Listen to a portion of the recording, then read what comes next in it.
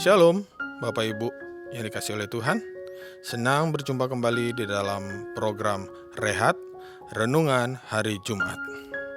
Sebelum kita mulai, mari kita berdoa. Bapa yang kami sembah di dalam nama Tuhan Yesus Kristus, hari ini adalah hari yang baik yang sudah Tuhan berikan bagi kami, untuk kami mau mendengarkan firman-Mu Bapa. Kami butuh firman-Mu. Tuhan, berikan kami berkat firman-Mu Tuhan. Berbicaralah Tuhan kepada kami Tuhan. Urapi, sucikan hamba-Mu, biarlah boleh menjadi saluran firman-Mu yang murni, sehingga firman-Mu boleh sampai kepada semua anak-anak-Mu, umat-Mu, sehingga boleh ada perubahan dalam kehidupannya, boleh ada semangat yang baru di dalam kehidupannya ketika menerima taburan firman-Mu. Terima kasih Bapa, pimpin dari awal, pertengahan hingga akhirnya. Di dalam nama Tuhan Yesus Kristus kami sudah berdoa. Haleluya, amin. Bapak Ibu, mari kita buka Alkitab kita di 1 Raja-Raja 3 ayat 9. Demikian bunyinya. Maka berikanlah kepada hamba-Mu ini hati yang faham menimbang perkara untuk menghakimi umat-Mu, dengan dapat membedakan antara yang baik dan yang jahat. Sebab siapakah yang sanggup menghakimi umat-Mu yang sangat besar ini? Bapak Ibu, ayat ini merupakan suatu kisah di dalam Alkitab yang dimana ketika Raja Salomo pertama kali diangkat untuk menggantikan bapaknya, Raja Daud.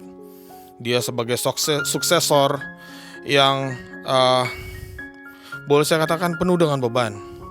Bapak Ibu, Raja Daud itu adalah raja yang sukses dalam pemerintahannya. Dan Salomo terpilih sebagai raja untuk menggantikan raja yang sangat sukses ini.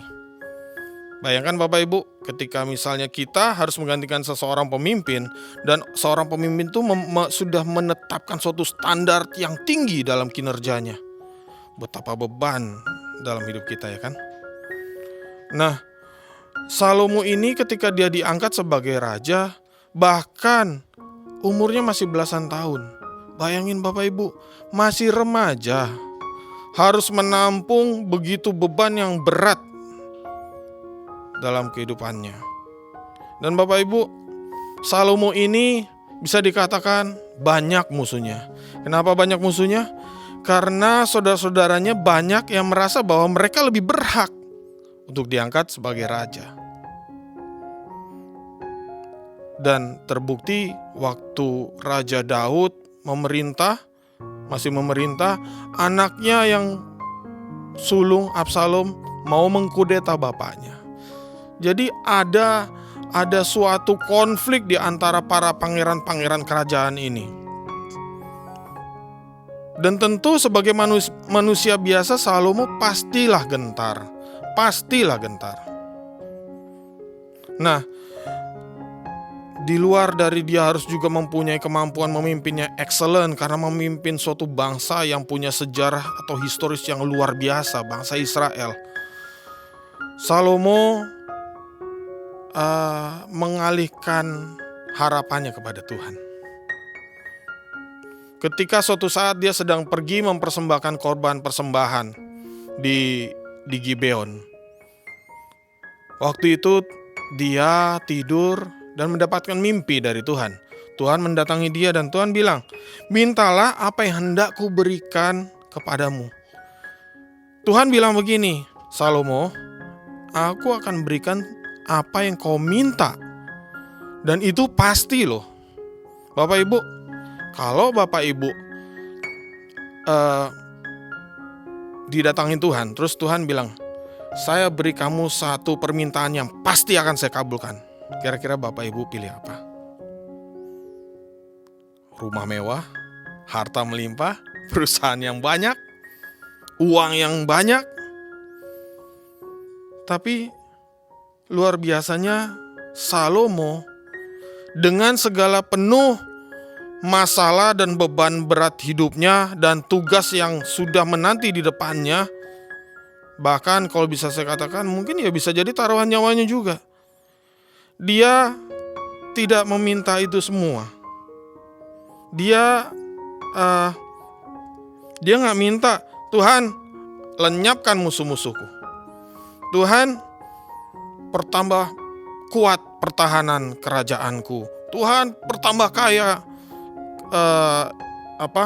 ekonomi kerajaanku. Enggak. Yang luar biasa, Salomo memilih untuk meminta hikmat. Berikanlah kepada hamba-Mu ini hati yang faham menimbang perkara untuk menghakimi umat-Mu dengan dapat membedakan antara yang baik dan yang jahat. Sebab siapakah yang sanggup menghakimi umat-Mu yang sangat besar ini? Dia merasa gak sanggup. Dia merasa gak sanggup. Salomo tidak pernah memilih untuk dilahirkan menjadi anak raja. Tapi Tuhan punya rencana yang hebat atas hidup Salomo.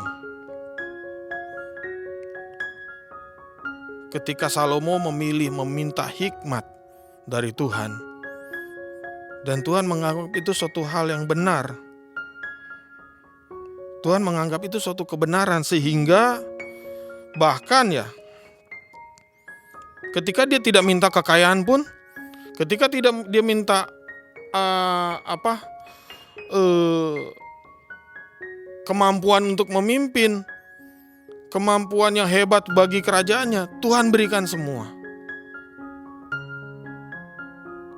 Salomo telah memilih yang tepat. Bapak Ibu, apakah kita mau memilih yang tepat dalam kehidupan ini? Apa yang kita butuhkan hari-hari itu hanya segelintir. Kita harus tahu apa yang harus kita miliki dalam hidup ini, yaitu hikmat. Hanya dengan hikmat Tuhan sajalah kita bisa survive dalam hidup ini. Mari Bapak Ibu, jangan melihat masalah dalam kehidupan kita itu dengan kacamata kita. Ketika kita minta hikmat dari Tuhan, kita melihat suatu masalah, kita sedang melihat suatu masalah itu dengan kacamata Tuhan. Daud ketika menghadapi Goliat, dia tidak melihat besarnya Goliat, tetapi dia melihat besarnya Tuhan, Allah pencipta semesta alam yang dihina Goliat. Mari Bapak Ibu, apapun masalahmu, apapun kebutuhanmu, sumbernya adalah Tuhan sebagai jalan keluar. Yang pertama adalah harus kita minta hikmat. Hikmat sumbernya dari Tuhan. Takut akan Tuhan adalah sumber hikmat. Kita harus takut akan Tuhan. Bagaimana kita takut akan Tuhan? Kita harus mengerti, kita harus cari tahu firman Tuhan. Kita harus cari tahu perkenanan Tuhan. Tuhan berkenan melihat Salomo meminta hal itu. Bagaimana kita? Kita tahu nggak apa yang Tuhan mau? Mari, saya mendorong Bapak Ibu terus mencari perkenanan Tuhan. Amin. Bapak yang baik, kami butuh pertolongan Tuhan dalam menjalani hidup kami. Kami butuh hikmat Tuhan. Kami tidak bisa mengandalkan hikmat kami, Tuhan. Pengetahuan dan hikmat kami itu sangat terbatas. Bapa, kami mau serahkan semuanya ke dalam tangan kasihan Tuhan. Urapi kami, lawati kami Tuhan. Bicaralah kepada kami Tuhan, karena firman-Mu adalah sumber hikmat. Mari Bapa, lawati kami. Terima kasih Tuhan. Di dalam nama Tuhan Yesus kami sudah berdoa dan mengucap syukur. Haleluya. Amin.